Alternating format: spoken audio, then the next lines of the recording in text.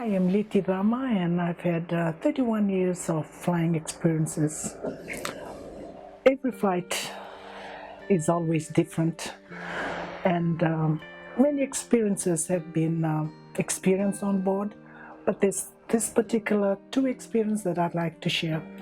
First, I was honored to be selected to serve Princess Anne on her return flight to Auckland after her short visit here in the Fiji Islands.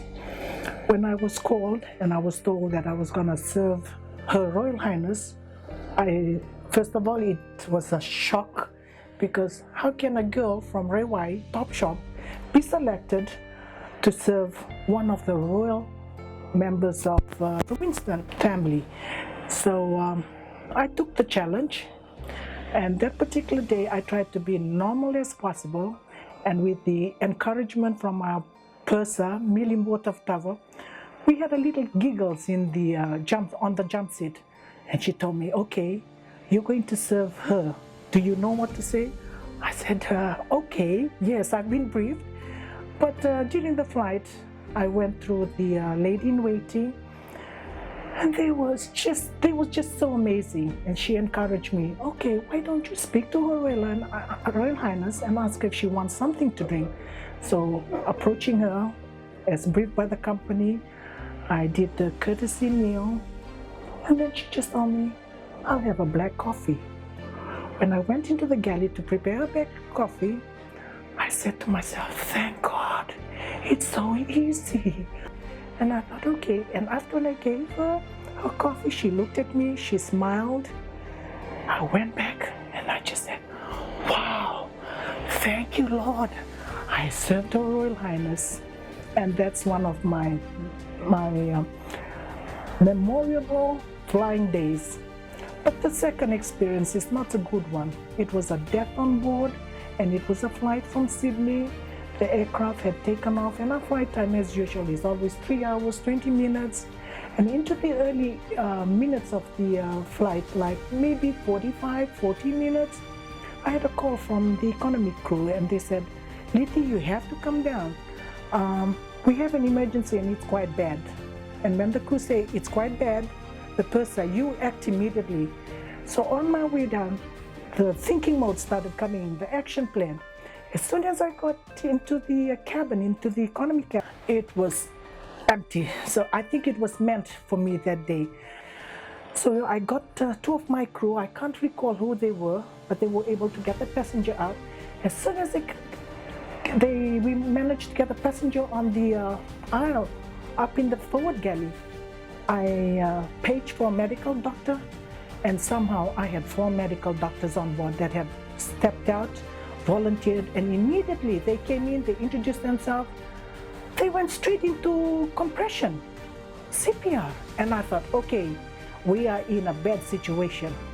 I picked up the phone, I called my senior down the back, Alma, who was able to make a call down to Medellin, and there we go. I'm just so amazed when the call of duty comes, and people like this, you know, it's one human being, one mankind. You see the compression, you see the breath of life being applied.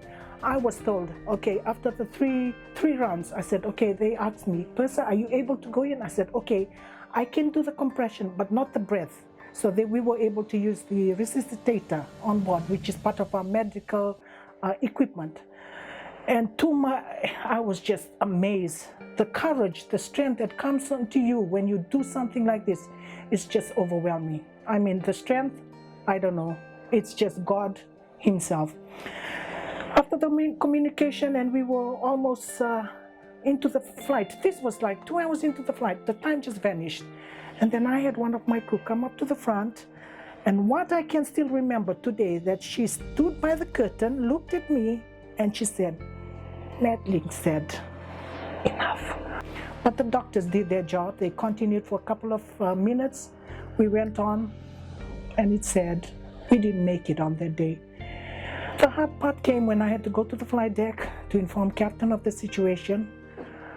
1 minute in the flight deck can be very uncomfortable if there's complete silence.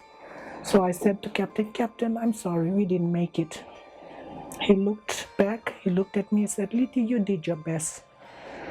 I said, Captain, what will I put down on my flight documents? That 298 passengers boarded this flight out of Sydney. When they disembark in Nandi, I will be one passenger short. I feel so bad, Captain. I feel so bad. Captain never said anything. I left the flight deck. I came out.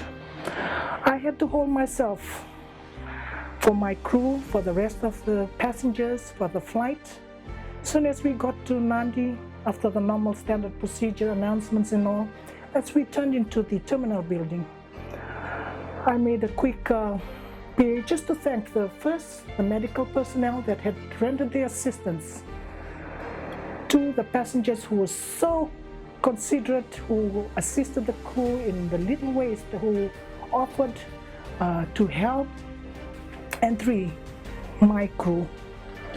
And as I speak of today, because of that particular experience, if I should walk down the street and I meet somebody who's got a cardiac arrest, I'm prepared, and I can apply CPR at any time, any place where there is a demand for it. And once again, I take this time just to thank the flying experiences. It has molded myself into a better mother, to be more resourceful, time management. Like if I do something, I'm four actions ahead. Like I know exactly what to do in the next 4 minutes or so.